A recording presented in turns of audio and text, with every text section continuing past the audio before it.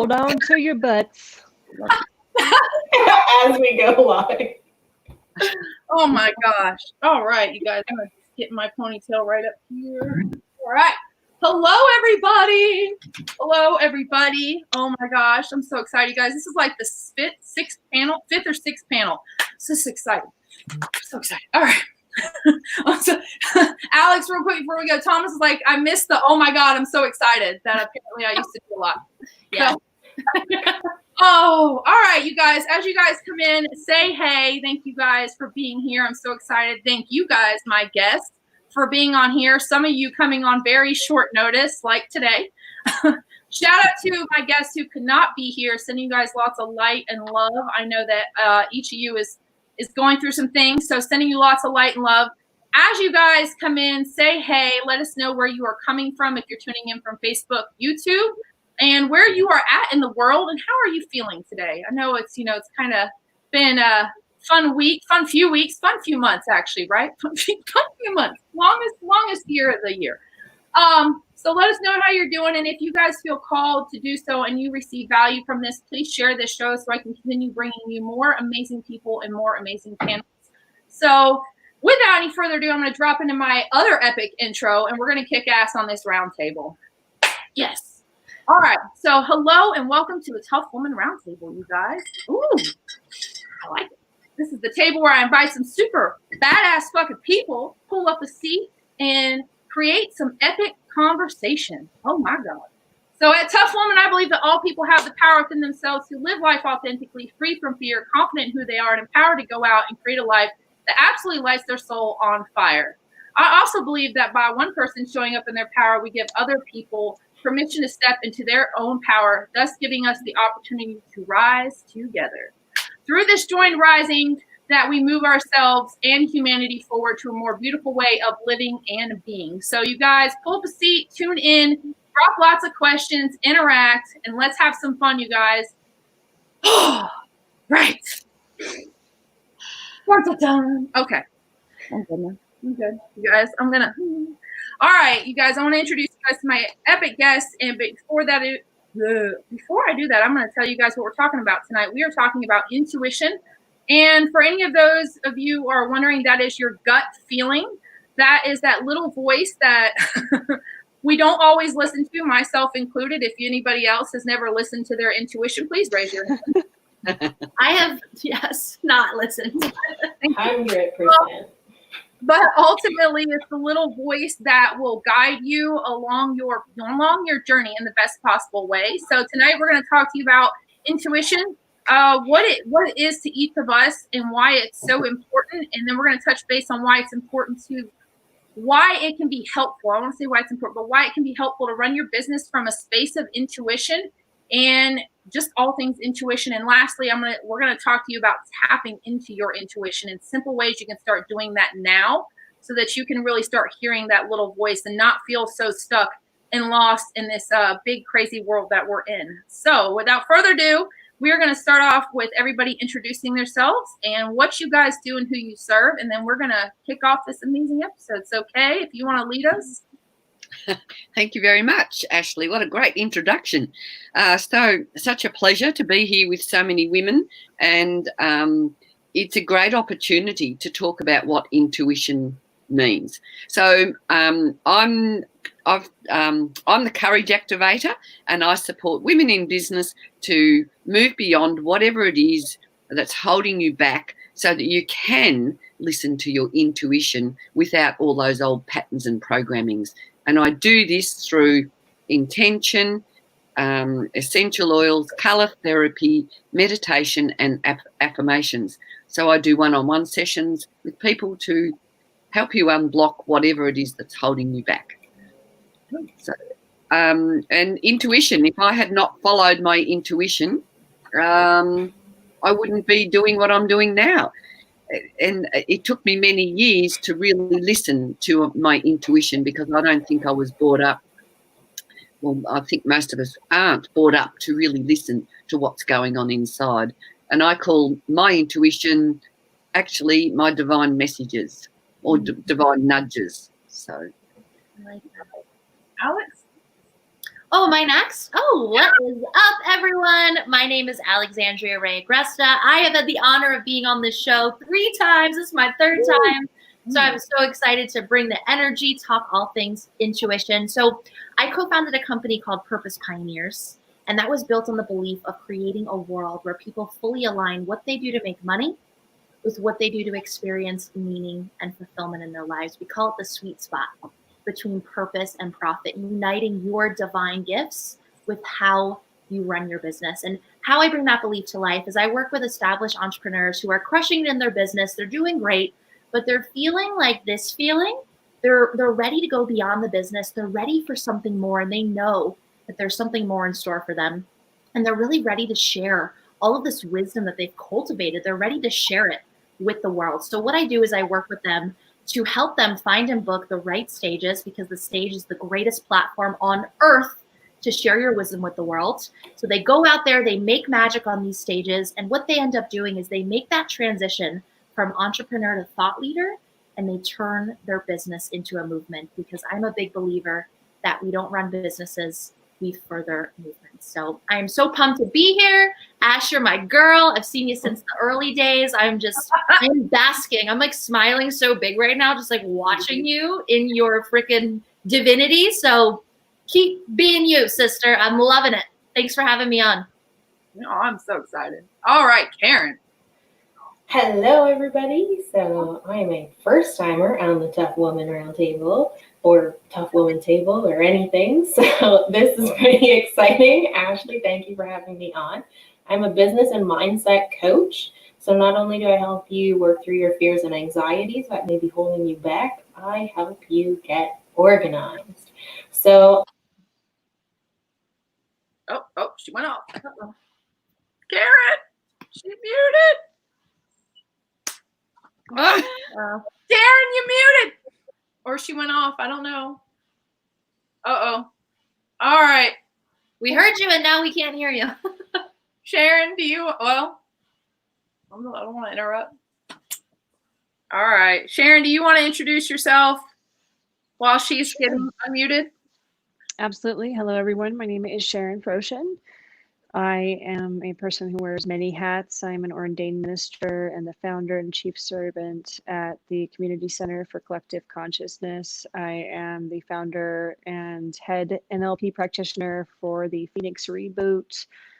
I am a hypnotist. I do extensive work with memory and the way that we associate with memory and how that currently affects our life. I'm also an intuitive tarot reader, an intuitive astrologist, and really, really enjoy anything that has to do with intuition in general. And to me, intuition is the possession of knowledge for which I have no paper trail. In other words, I can't tell you how I know it. I just know it. And it is a return to the divine feminine for me. Masculine, the element of air, is very much so I need to argue and I need to defend my point and I need to possess this knowledge, which always results in violence. And intuition is the acceptance of my divine birthright of knowledge and opening that channel up to experience what I believe to be like a relationship with a more advanced version of myself, which is what I believe God and angels are. So that, I hope that answers your question. We can just end the show right now, because that was the most beautiful definition of intuition I've ever freaking heard. Like, what? I'm taking notes. Oh, I know. I was like, oh, that was like right there on the spot. I'm like, God, it was so all right. So Karen's gonna go back out and come back in, and we're gonna hope that works.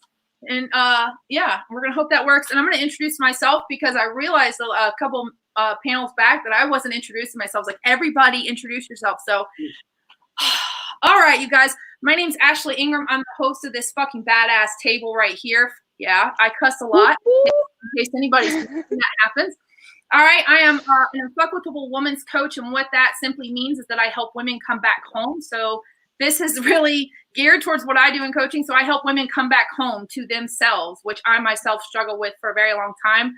Most, if not all of you, have been part of that struggle and that journey to figure out who I am at my core. So I help women come back home so they can become unfuckable in life and business, because to me, it's not about what happens when we're on the top. It's easy to be unfuckable when you're on the top, but what happens when you're at the bottom or you're going through the shit, and how do you keep yourself from being stuck and continuing to move forward. So that's what I help women do, is figure that out and tap into who they are and what it is they truly want in life so that they can show up as their most unfuckwithable self. And then I bring badass women and men on here to have conversations. So, all right. And hopefully Karen, maybe that's Karen. I'm like, hold on. All right, you guys. Here we go. Are you back, Karen? I think so. I changed it to the headset, so I got a new webcam, but it's apparently still not working properly. Yay! All right. You want to finish introducing yourself because you kind of got cut off midway and you were like going at it. You were like, so if you want to finish that, and then we'll dive into this episode. Sure. I have no clue where I was, but we'll start off with I'm a business and mindset coach. So I help you with your mindset, breaking through your fears and anxieties that are holding you back, as well as get you organized in your business. So I help beginner entrepreneurs or entrepreneurs that have been at it for a little while and are just seeing chaos through their business. What I do is I have actually already looked through a shit ton of programs and I have used them all and I have tried them all out. I've found what works for me, but now I can take you through those programs. I can walk you through an overview of all of them. You can pick the right programs for you the first time and get yourself set up on them so that you can just jump right in and continue going and growing in your business. Amen. Amen. All right. So we all touched on intuition except myself. I realized that. So I'll say what I find intuition to be real quick, and then we're going to dive into this. Intuition, I agree a lot with what Sharon said, but intuition is really just that knowing. When people ask me, how do I know? Well, I just know. Like, I don't have to, I couldn't even explain it to you if I tried, other than, yeah, I just know. So, and usually I like to tell people also my intuition is for me to know and you to not worry about. You do not worry about, because what my intuition tells me is not going to be what your intuition tells you. And that the sooner you get in touch with your own intuition, the sooner you are going to be able to come from a space of this is for me and that's good. So that to me is what intuition is in a nutshell. But it's also the most life-changing journey that I've ever been on and ever. Intuition and being called back to self and back to home will absolutely upend your world in the best possible way. So what I would like to start off with, ladies, is how has intuition played a role in each of your own lives and your own personal journeys in regards to life and business and everything in general? Like, how has that worked for each of you?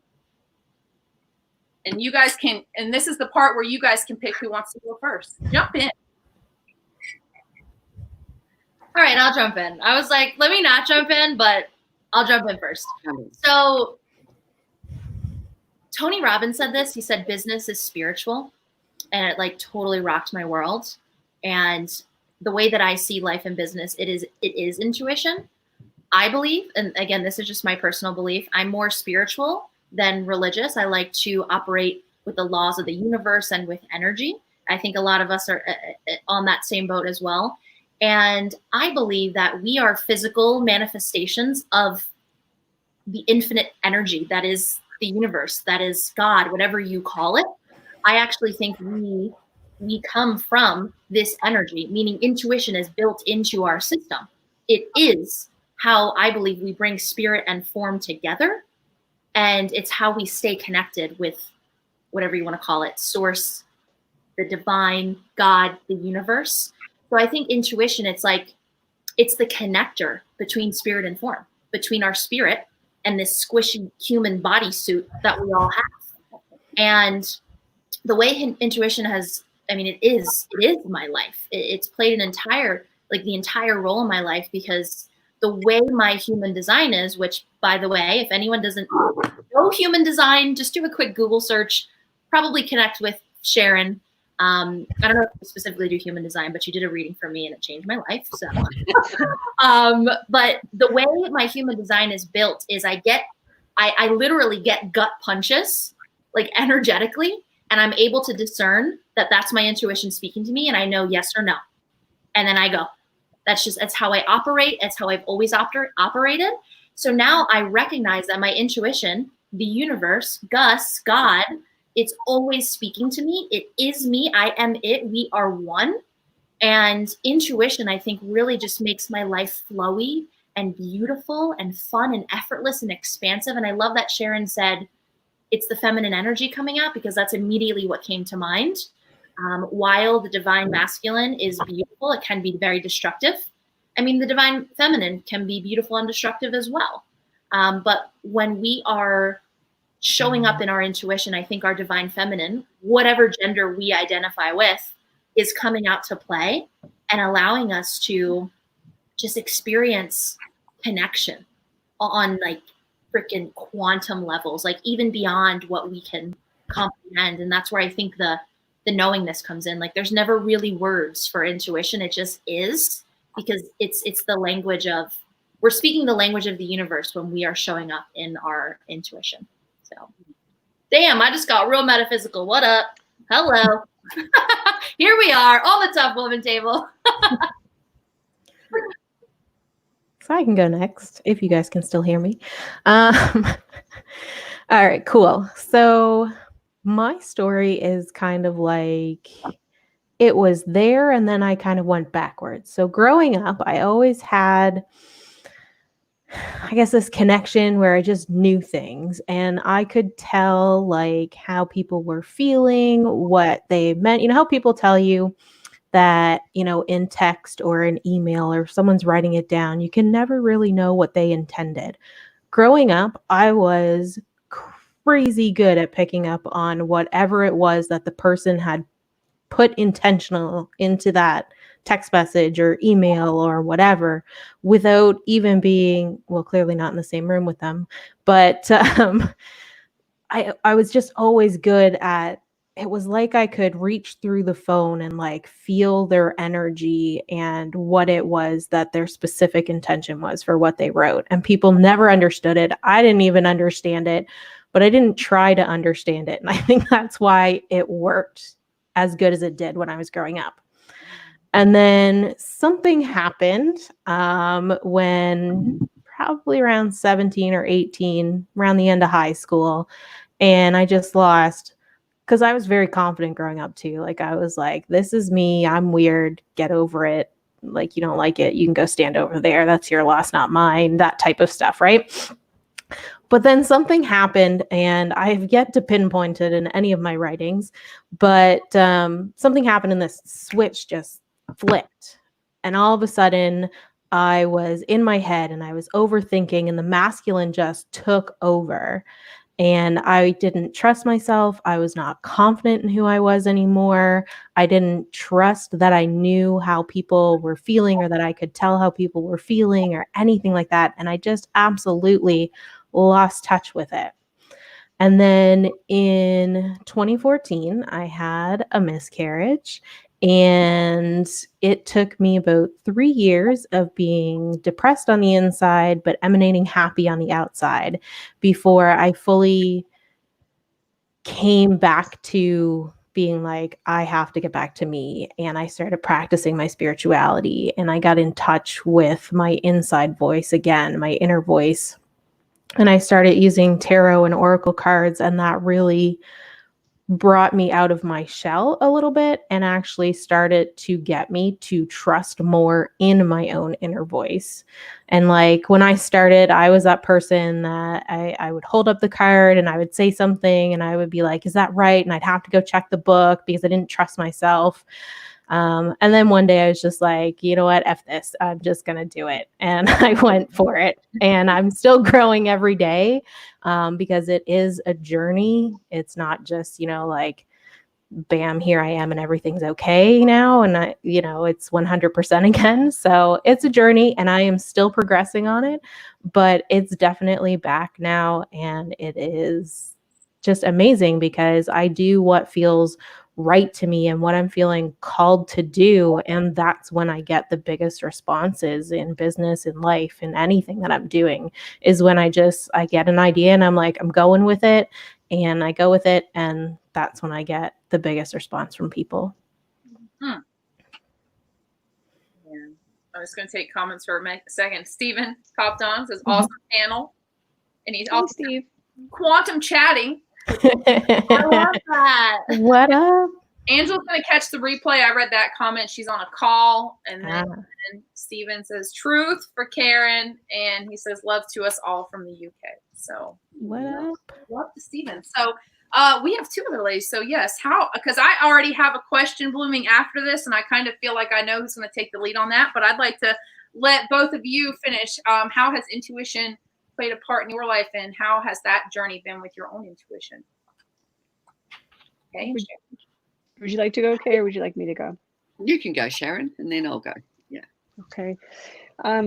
For those of you who know me personally, you know that I'm the eldest child of a Pentecostal minister, and I grew up in a church where prophesying was encouraged, but not if the message that came through the prophecy was something that the church didn't want to hear. So I learned at a very young age, I am highly intuitive. I'm highly, highly, highly psychic when it comes to certain things, not everything. And I would pick up on messages and deliver them to the church and then be shut down. And so I learned early on that what I had to say was wrong because, you know, church is very much about morality and what's right or wrong. And if it's not right, then it's not of God. And then I moved into, you know, a bunch of trauma in the military and 10 years of drug addiction and wandering pretty much the streets, and came out of that, got sober, and started experiencing symptoms that were akin to mental illness, right? Not understanding that intuitiveness and being psychic often presents as the symptoms of mental illness because we don't understand it. So I got sober. I've been sober 17 years in August, and didn't know what to do with my intuition and began trying to medicate it, like to tap it down with mental health medications until my liver failed 5 years ago. And I was forced to find alternative ways of dealing with that and could no longer tap that down. And that is when my journey really began. I'm able to pick up on thoughts. I'm able to pick up on, pretty much like Karen said, the intention behind communication, because unfortunately, especially in Western society, we're taught to use communication often devoid of the proper intention. And a lot of my journey has been a coming back to the understanding of, number one, my divinity, because that was robbed from me as a child in a Christian church. And number two, the perfection of who I am. That at no moment ever in the history of my life have I foiled God or the universe or whatever and fucked up. Like, how do you, that's like one of the biggest things for me, is how on earth could any of us think that the God that we're serving and that we're looking to for protection is so small and frail and weak that one mistake on my part throws the whole plan off track. That's just absolute insanity. Like, God's up there going, fuck, I didn't see that coming. Who wants to serve that kind of God, right? That was so good, Karen. But intuition is the idea that maybe everything you do is perfection. Maybe every thought that comes to your head is ordained. Maybe every single part of you has a purpose and a plan and a gift for other people. That's the feminine element of returning back to the embrace of oneself, one's roots, one's earth. And I think that is the most important part about intuition, is understanding that it is the same thing as authenticity. It's not tied to, it is authenticity. It is honoring what comes to you as the perfection that you are. And it's also incredibly important for us to understand as intuitives that we absorb everything, and to be mindful of your emotional state and whether or not it's yours. That's another really powerful and really important piece of intuition. As far as the way that it's shaped my life, the organization that I'm now creating, that I hope to eventually see blossom into a worldwide organization, is a direct seed of my intuition and of knowing that certain things were going to happen at certain times and being in the right place at the right time to get this all planned out. I also see it in my personal life, my ability to be more present and receptive to the people around me as a result of really tapping into myself and not looking for my identity in other people, which is what we've been taught to do. So to me, intuition, again, no paper trail for the knowledge that I have, and owning that it's my birthright as a God in human skin to have this knowledge, and I will not apologize for it. Yes. Oh, yeah. Amen. All right, Ooh. Kate, it's on to you, and then we have a question after that. Okay.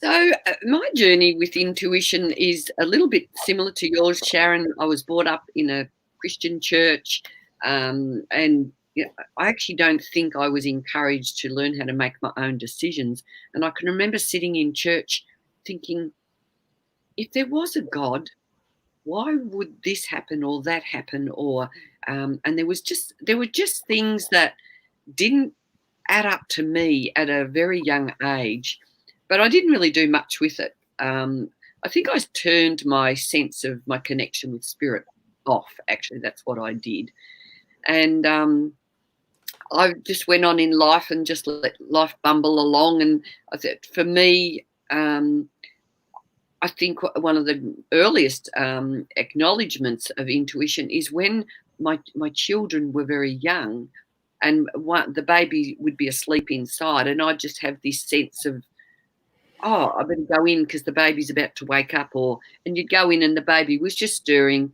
and you just had this inner knowing as a mother in so many ways what your children need, and when you need to be there to attend them.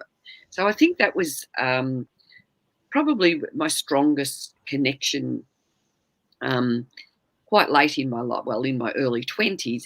And then 13 years later, after having 3 children, my husband left me.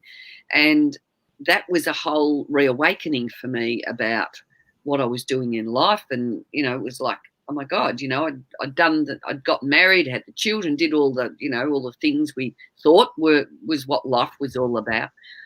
And so I went into a journey of self-discovery.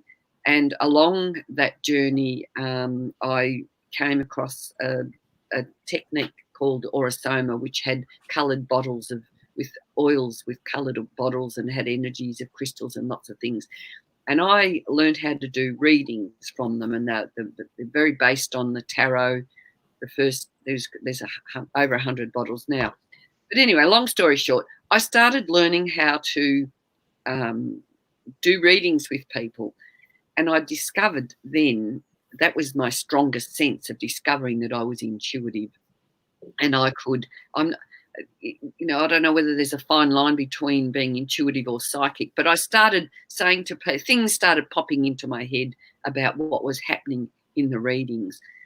And so fast forward to now, I've developed that into something that I'm working with myself, and I do readings for people, but these days I use essential oils, I use colour, and I drop into my energy, but I get these messages come through, and I don't know, and you just say to the person, what about this or that, or I get a sense of this, like I did one with a lady yesterday, and I said, oh, do you drum? And she said, well, no, I don't really, but I've been thinking about that lately. So that, confirms the fact that I can listen to my intuition.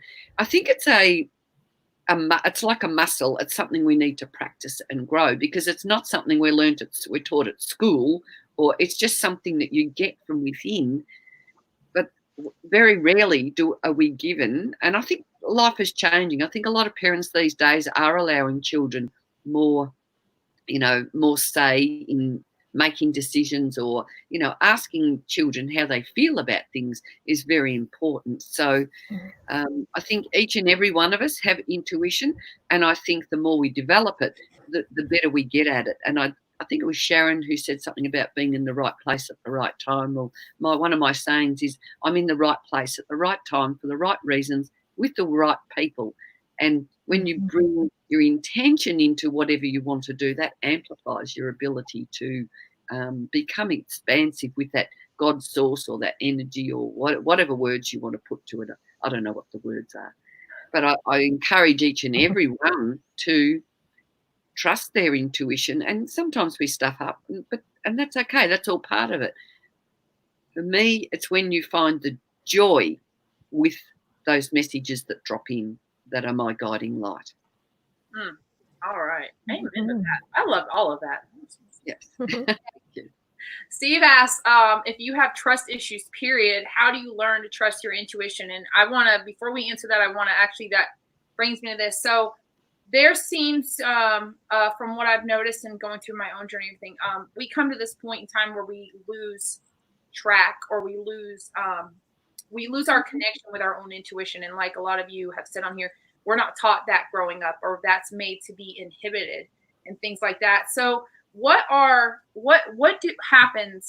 do you guys feel it happens to cause people to lose track of their connection? And also, I would like us to touch on Steve's question. So if anyone wants, not that one, if anybody wants to ask or answer if you guys have trust issues, period, because I think that can fall into your intuition. Obviously, not being able to trust yourself is going to have profound ramifications upon your connection with your intuition. So how do you learn to trust your intuition, or how do we come back after we've lost that connection with our intuition?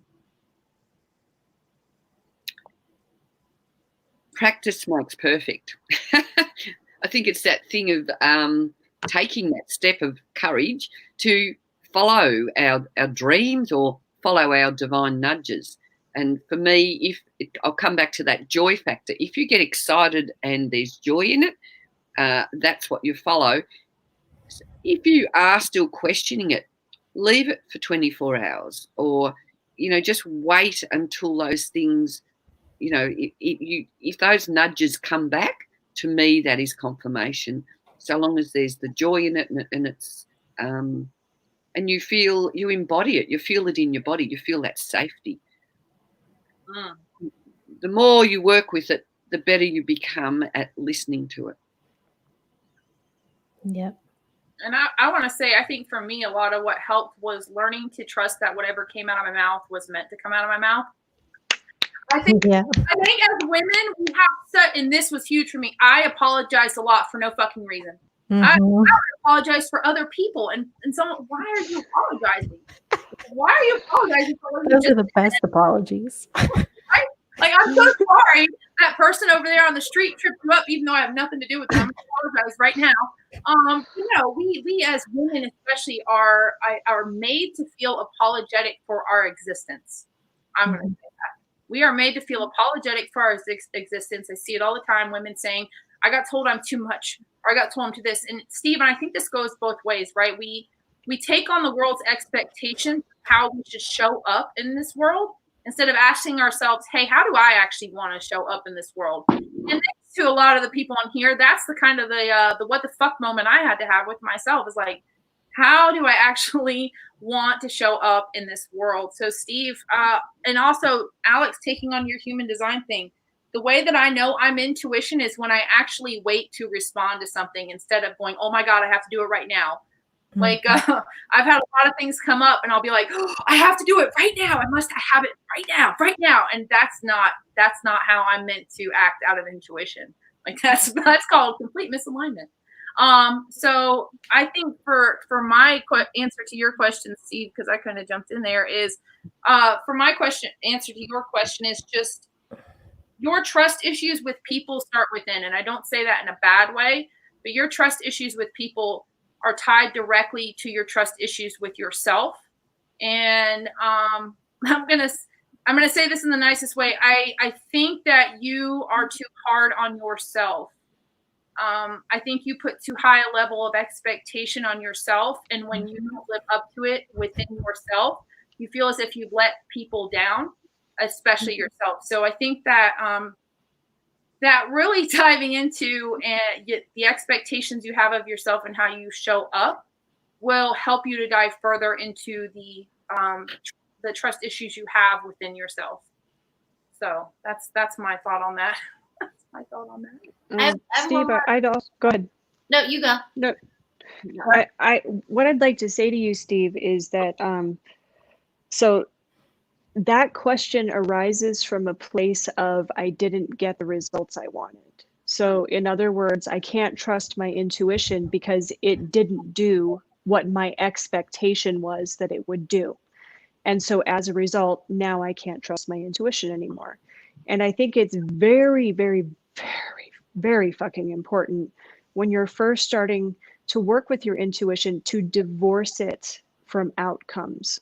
So we have an idea, especially here in Western culture, that time is linear in nature, meaning I can go backwards and forwards along one line of time and only a set number of variables exist on that line for me to play with.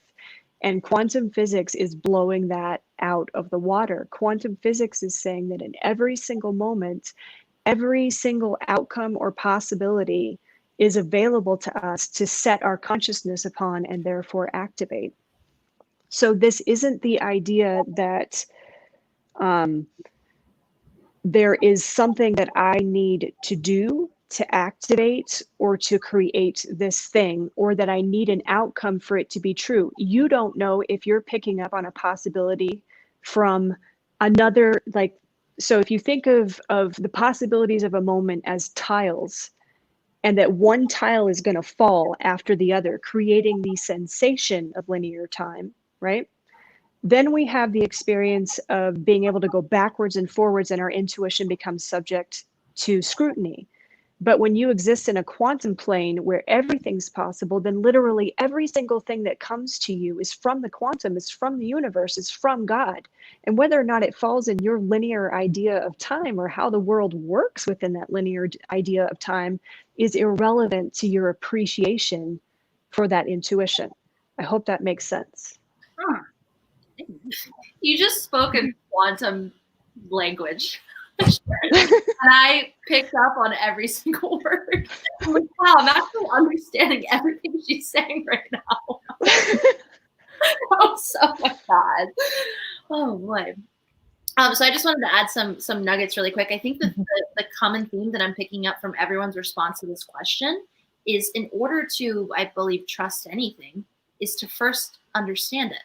So step out of judgment, step out of expectation, and step into curiosity. Imagine if we formed every statement into a question, and then with that question we asked another question, we would step into the field of possibility. So when I first saw that question, I'm like, oh God, I have no idea how to tell someone how to trust themselves. But as I heard everyone's reflections, what I'm hearing is you got to get curious. Ask yourself questions. What's coming up for me? How does intuition show up for me? And be obsessed with getting curious. And again, stepping out of judgment of yourself and into curiosity.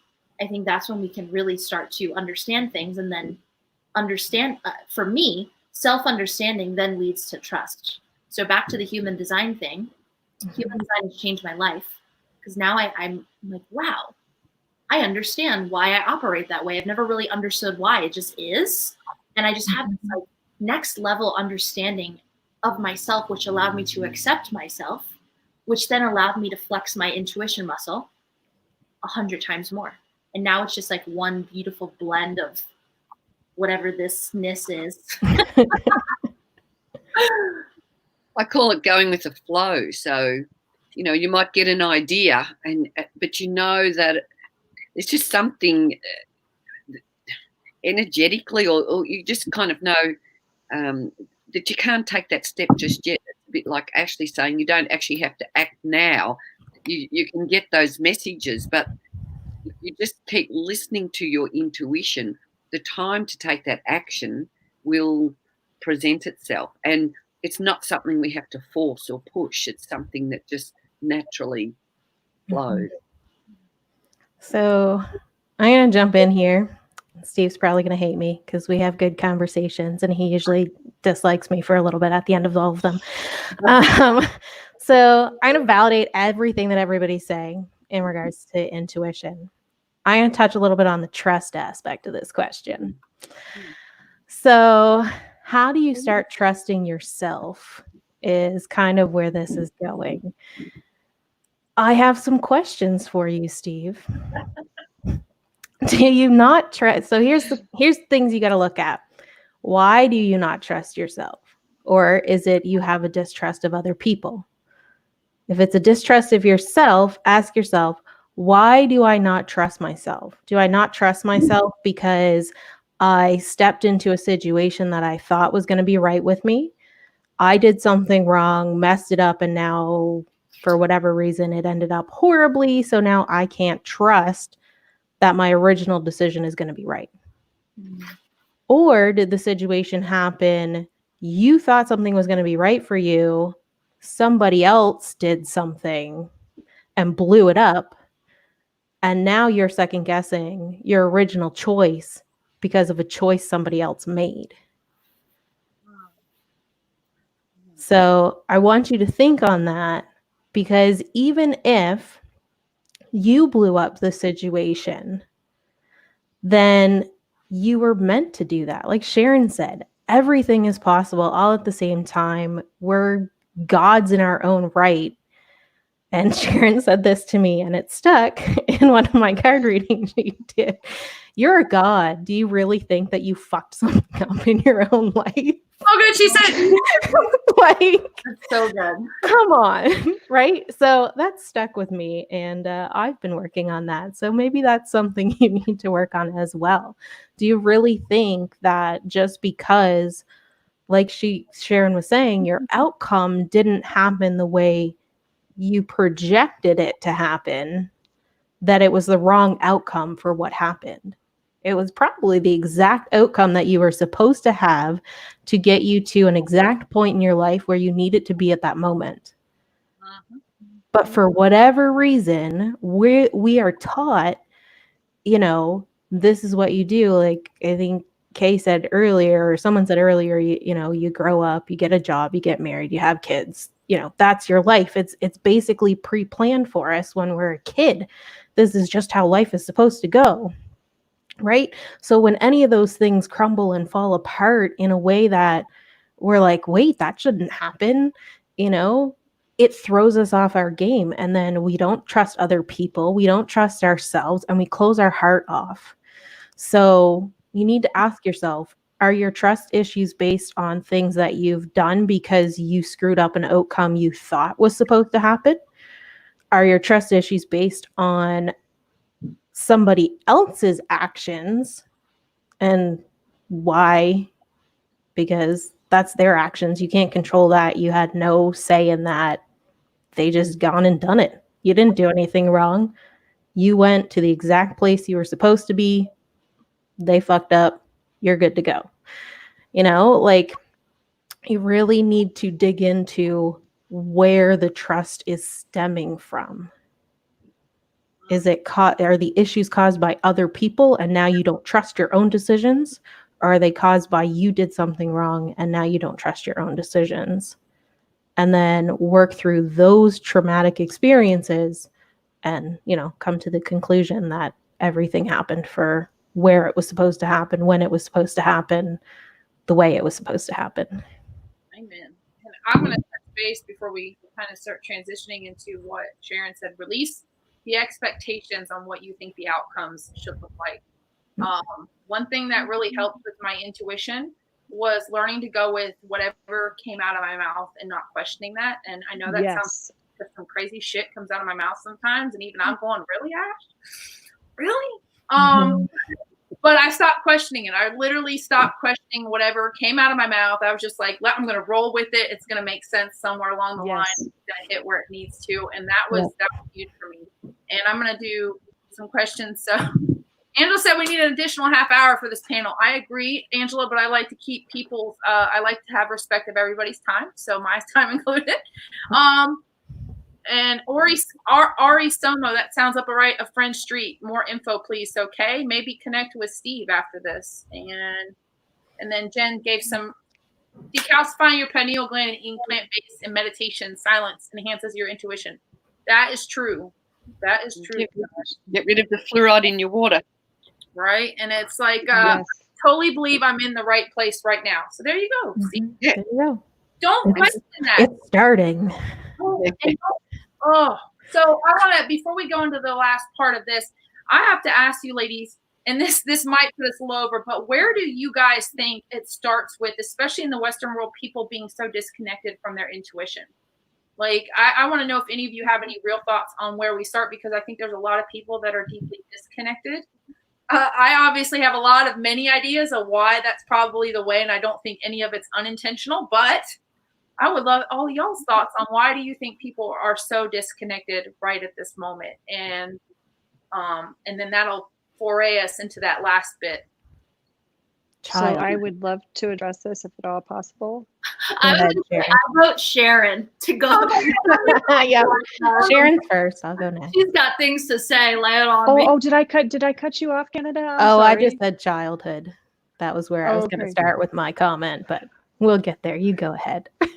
So to me, there is a line in history: before I think, therefore I am, and after I think, therefore I am. When we made the decision to invest all of our time and energy into the world of thought and the brain, that defined my existence, and moved away from, and this is so important, guys, I am, therefore I think. Those are two completely different things. I do not arrive at my existence because of my thoughts. I think as a result of my existence. And when we put these in order, which is I am, my intuition, therefore I think, mind, then we have placed things in the proper order. It's kind of like putting batteries in, positive end to positive end, and then not understanding why the remote doesn't work. The remote doesn't work because it's not positioned correctly. So this is the truth. You can possess all the knowledge you want to in the material world. All that ever results in is violence. Look at every war we've ever had. It's all about somebody's knowledge of religion versus somebody else's knowledge of religion. Wars are fought over science. In the media, people are just ripping other people apart for what they know and they don't know. And it's all the toys of the external.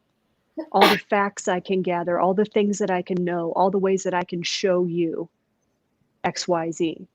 When the truth is, all of that, all of the knowledge that you're trying to find in the external world already exists within you. You have access to the Akashic records. You have access to every version of yourself that ever has lived or ever will live from inside your own skin. So the Library of Alexandria, the thing you're looking for, the information you're looking for, is inside, but it may not look and sound like society is telling you that it's supposed to. And that's the crux. That if your intuition works, then you're going to align with the information that we've said. Bullshit. Each of us was put on this planet to bring a different aspect of the divine into existence. And that means that you will have different truths, that you will have different experiences. You will not and should not match with your fellows. You should be a different aspect of color in the rainbow. So again, going back to that idea that my thought life gives rise to my existence, bastardizes our ability to understand the thought life isn't necessary for knowledge to be present in our person. Yes. My mind. I love talking to Sharon. You always just get like hit. You're like mind blown every time. Every time. You are a walking mind blown emoji. Right? That's you. Like that's your face. I'd love to share some thoughts. Of course, yes to everything that Sharon said. And Ashley, when you asked that question, immediately what came to mind, I was like, the Industrial Revolution fucked shit up. Yes. I just agree with this. Like, and I'm so grateful that my business partner, Thomas, he's really invested in learning about history and understanding patterns and behavior that have got us here. So I can't speak to like all the things that I know he could. So I can only really speak to what I know. And I think what happened, at least within our country, is the Industrial Revolution really fucked shit up because it took away people's power and put it into this crazy societal, governmental, weird system. And it shifted people from people being divine, beautiful humans to being a cog in a giant fucking wheel. And it literally relinquished all the power and it cut the cord between us and source. And I think we're still unraveling those beliefs that just inhibited people's minds. We're unraveling all of that crap. But I personally feel very hopeful. I feel very hopeful with where we're at, being a part of experiences like this and bringing back into our awareness what already is, right? Like Sharon said, it's never gone away. We've just we're like walking around like this, like crazy people. Like, where did it go? It's like, hello, I'm still here. So although I think we're still unraveling a lot of societal trauma that has been implanted in our lives, I still feel very hopeful and excited for what is going to keep, like the layers are just going to keep peeling back. It's like we're one ginormous onion and we keep peeling back. And I do think we are going to be able to get to a point. I don't know if in my lifetime, I do hope. I think we are going to get to a point of spirit and form within our societal and governmental structures. Again, you got to talk to Thomas Waterman about this. He has a whole plan for a purpose-driven political system, and it is the most beautiful thing you have ever heard, and I believe it. And if we all believe it and we work towards it, it will happen because thoughts become things. So, So yeah, I'm going to speak about childhood as a suppressor of intuition. It's going to be short and sweet, so don't worry. Basically, when you think back to your childhood, or you even look at children these days, what do parents do at a family reunion? Kid cries, they don't want to go sit on Uncle so-and-so's lap, they don't want to go see Nana, like they don't want to, and what do we do? No, it's okay, they're family. Go, and we push them to it. Push them to sit on Santa's lap. I mean, we won't get into that all over, but just the pushing of them, like they're going. When we're kids, we are in sync a lot of the times with the childhood, because when we're born, we're still 100% attached to our soul source, like our higher selves. We're still attached. It's only through growing up and learning the societal norms and all of that stuff that it gets suppressed down, because that's what we're taught. No, go sit with Uncle so-and-so. I don't care if you feel like he's creepy. He's your uncle. Go sit with him. It's okay. And we're pushing kids to do this, and we're just teaching them to ignore what is going on in their gut, because that's where their emotions and their everything is coming from. They're so connected to their heart space, their feelings, like what they're getting off of other people. And we just push it down and we ignore it. And we're just like, no, that's not right. Like, just go over there, or just go do this. It'll be okay. When everything in their body is telling them, I don't want to go over there. I don't want to do that. That's not making me feel good, right, happy, anything right now. It is giving me bad vibes and I don't want to do it. And we push them and make them do it. And I think that is where the suppression of the intuition starts in humanity. I agree with that. Like full 100%. Because I'm gonna clap with Sharon right there.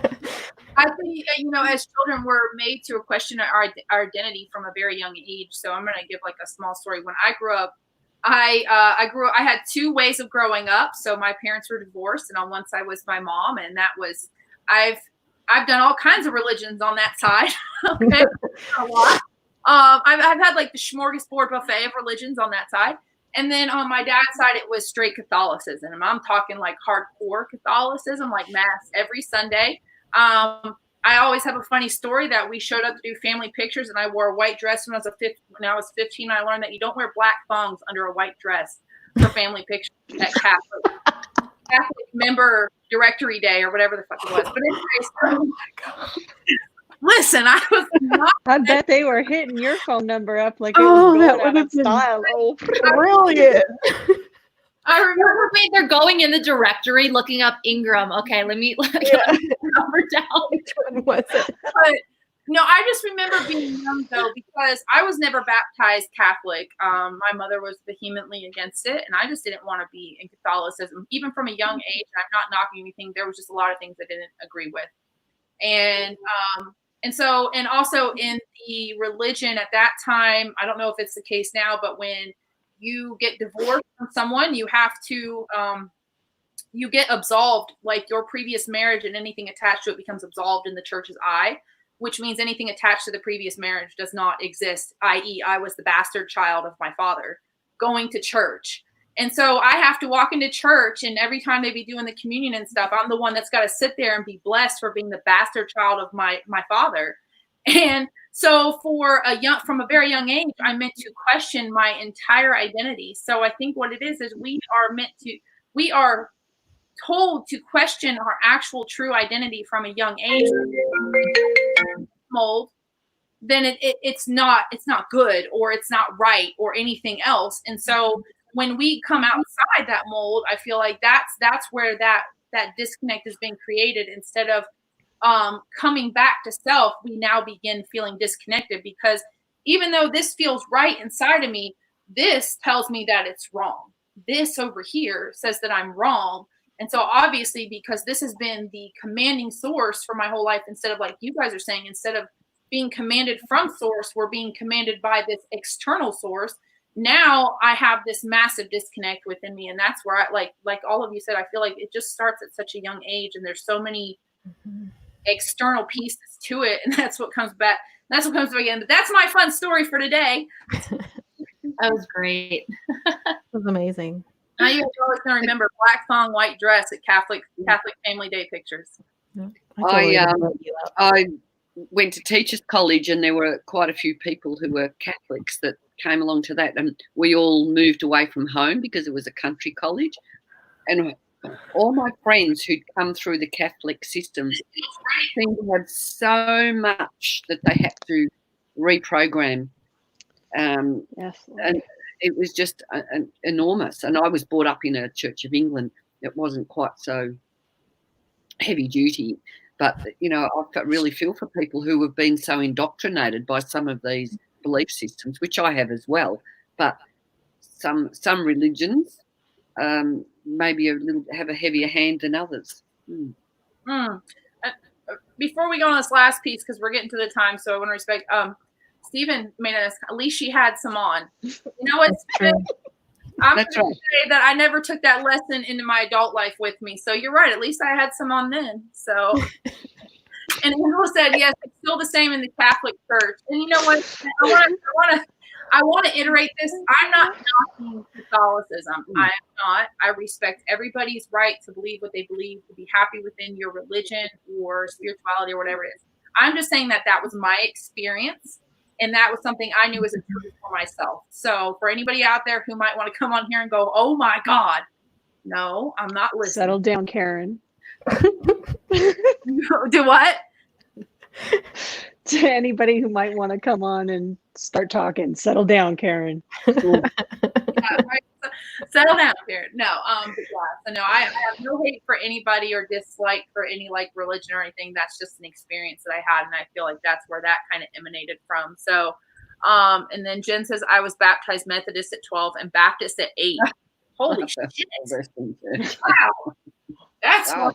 All right, you guys. So this is the last piece, and I think this is important because for me, that like I explained to you before we got on here, I think it's very important that we start helping people raise their vibration so that they can do things that are imperative, like tuning into their intuition. So you can give one tip, but I always like 3. So if you guys would be so kind as to give us up to 3 tips, hacks, or just thoughts that you have on how people can start connecting with their intuition right now. I can take this. The first way that you can start deeply connecting with your intuition is consciousness streaming writing. In other words, ask yourself a question, then sit down. You start with the sentence God or universe or whatever the deity is of your choice. Please guide my pen in honesty. And then begin writing the answer to that question. Do not think about it. Do not analyze it. Let that be the answer. And you will find that as you do that, your intuition will begin to hone on the specific moment instead of the entirety of your life, which it's playing with until you kind of narrow things down. The second that I really, really like is listen to Steve Noble. Steve Noble's an incredible artist. I call him an artist on YouTube, and he does activations. He does activations for the Aquarian Christ. He does activations for, you know, the energy of Mary Magdalene, which is basically the female Aquarian Christ. And listening to a couple of these activations really does, it calls in angels and uses a bunch of different incredible stuff and really helps you to connect with a part of yourself. And the third way is be of service. I don't think I've ever had stuff come to me more clearly than when I'm right in the heart of Christ consciousness, which is service, which is going out there and not spouting your religious beliefs, but living them. So whatever your beliefs are, living them in a way that lives into your authenticity and says what you need to say with your actions rather than your words. So as you let your behavior speak, your intuition has time to fill that hole of verbal stuff we're always spouting to convince everybody of our position. When you serve your position instead of talking about it, your intuition has a place to play. Those are the 3 that I would recommend. I got 2. Okay. So one kind of goes with the last piece that Sharon said, because she mentioned play. So being playful, just doing something for the sake of doing it or for the sake of having fun.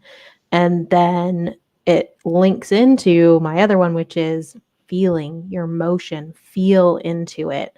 Look at something. How does that make you feel? Get yourself out of your head space. Stop thinking about it. So a lot of the times, like, I will tell people, they're like, how do I get in touch with my intuition? I'm like, just get a deck. Doesn't matter what it is. Yeah. Even if it's, so like the easiest one I tell people is the universe has your back. It's not even like a picture. It is literally a saying on the card. Draw a card a day, read the saying. How does it make you feel? What does it bring up inside of you? How does it resonate with you? Because that's going to bring up your intuition, those gut feelings of how it makes you feel.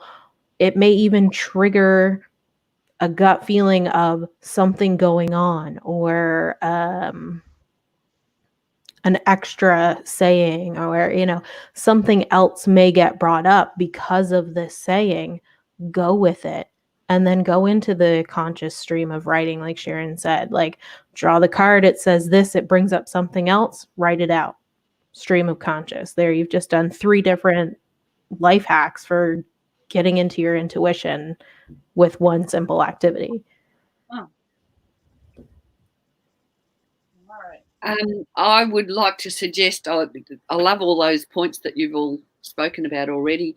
I'll come back to the fluoride in water. So what happens with fluoride in water? It calcifies our pineal gland, and that shuts us down from actually really being aware of what those messages are.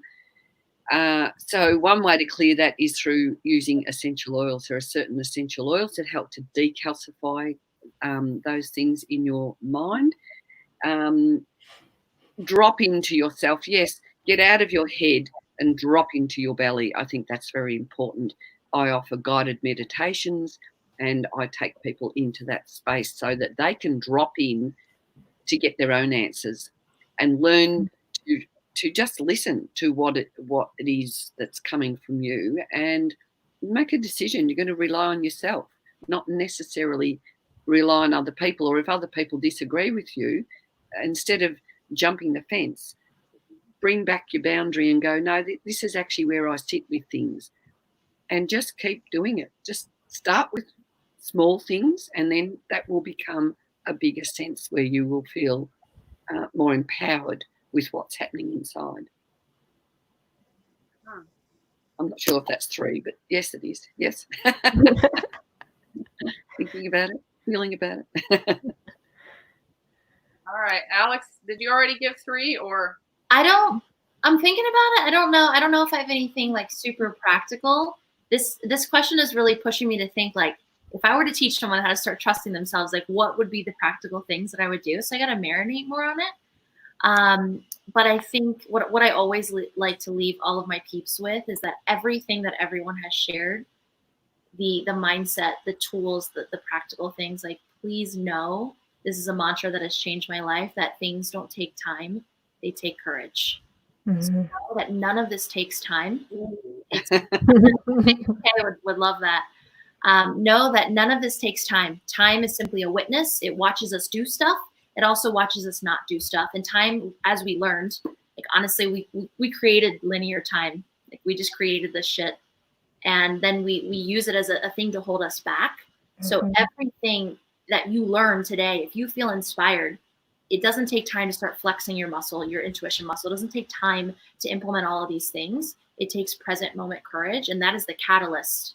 it's like a freaking wrecking ball, like Miley Cyrus's Wrecking Ball song. Hurt is like this wrecking ball that comes in and gets you from where you're at to where you want to go. So that's what I want to leave all of you incredible humans with. And I just want to say, I saw someone I swear to you, it was a Miley Cyrus Wrecking Ball Halloween costume. And it was like, I don't even know how they did it, but like, Wrecking Ball. So it's fantastic. I really say. But, Actually, I just got one more. It popped into my head while everyone else is talking. If you got a sec. It's don't think about your answers. So if you have find someone. So what I like to do with my clients is when they ask me a question, I will ask them a question in return and make them give me an answer right away. I'll tell them, don't think about it. Just blurt out whatever comes to your mind first. Because if you think about it, you're going to be like, well, is that the right answer? It doesn't really make 100% sense. Da, da, da, da, and you get in your head. But here's the thing. The answer is not right or wrong. It's just an answer. That's all it is. Right? So when I ask them a question, I'm like, just give me an answer. Don't think about it. Give me an answer. And usually they come up with, and I'm just like, that's brilliant. Why don't you go do that? Go journal about that, because that's exactly what you need to be writing about to get through what your question was in the first place. And I'm gonna say this from I agree with you. You actually took the words right out of my mouth, but say the first damn thing that comes to your head, whatever the hell it looks like. I don't care. Just say it, get it out there. So I challenged myself to do this today, and that every time somebody asked me a question or I had a thought, I would say the first thing that came out of my mouth, and I would not question it. Needless to say, I had to learn. I can't think of the word. Not filtering, but I had that came out of my mouth in the not so blunt way that I tend to say that everything that comes out of my mouth. But the other one that I want to say, and this comes directly from when I was going through divorce. I went to, I don't know how many people trying to give me the answer that I already knew, that I needed to leave my loser ass ex-husband. I don't know how many priests I went to, because I thought I was going to go to hell for it. I can't tell you, but I finally went to a therapist. I paid quite a bit of money to see this therapist, only for her to go, well, after a 40-minute session, do you want to be married to him? Fuck no. She's like, there's your answer. So I'll tell you today, give yourself permission to not ask for anybody else's validation. So you are your guru. I remember Tony Robbins did that documentary, I Am Not Your Guru. Nobody is your fucking guru. Like, I think as coaches, we are just your tool. We're like a little tool in your toolbox, and we just help you we help you bring out whatever is already there. So stop asking for permission from everybody else. Like Sharon said, you are your own God. You are your own guru. You are your own expert. Nobody's going to know you better than you. Nobody's going to know what's best for you better than you. And take it from someone who has had to literally ask the same question, especially to Sharon, multiple times over. You're not going to get a different answer just because you ask the question differently. It's always going to be. Yes. So start with self. So that's my thing. So say like Karen said, say the first fucking thing that comes out of your head. Don't question it. Don't expect a different answer. And if you have to question it, the only question I think you should ever ask is why. Why? Why do I feel that way? Why does that trigger me? And it should always be about self, not anybody else. Like, why does that person piss me off so bad? That might be a good question, but anyways. So and yeah, just remember you already know what you need to do.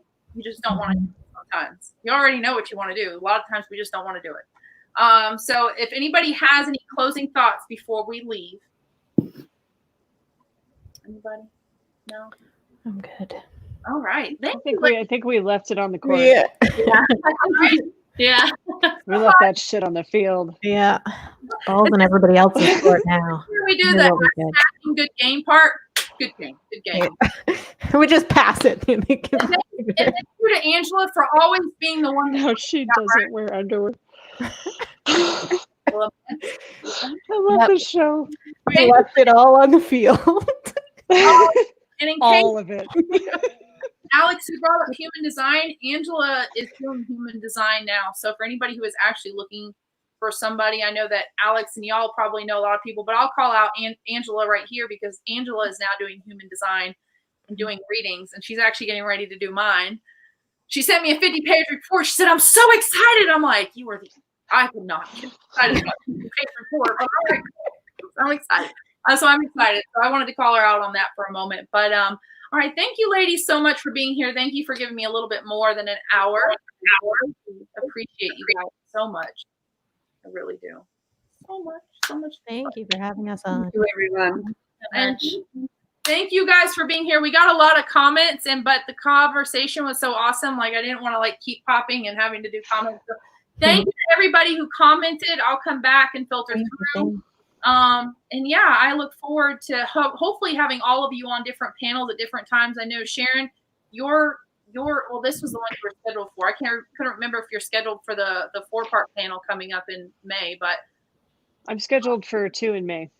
Oh, that's right. All right, you guys. So I'm gonna pitch this one right now because I want to build up to it. So I hope everybody tunes into the panels all the way through May. I think I'm gonna make the first one in May about it too. But we are talking all about the masculine and the feminine, how to balance it, why it's important to recognize both energies. We're gonna talk about between the masculine and the feminine, all things wonderful, and how and ultimately why it's important to balance that within ourselves as well as how how that plays out in the collective as a whole. So I think it needs 4 panels to give it its due.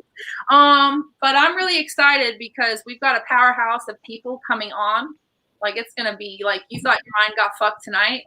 Just on your best mind lingerie, everybody, because it's going to be fun. Okay. Hashtag skull candy. Okay. But all right, you guys. So I will see you on Thursday for another amazing episode. We are going to having the TUF Woman table. So I have another amazing person coming on to share their story. Yay! And then get prepared for all of May, masculine and feminine, and how awesome that's going to be. So thank you guys so much. We will see you on Thursday, 7:30 p.m. Eastern Standard Time. Set your reminders to get reminders so you never miss another episode. All right. Bye, everybody. Bye.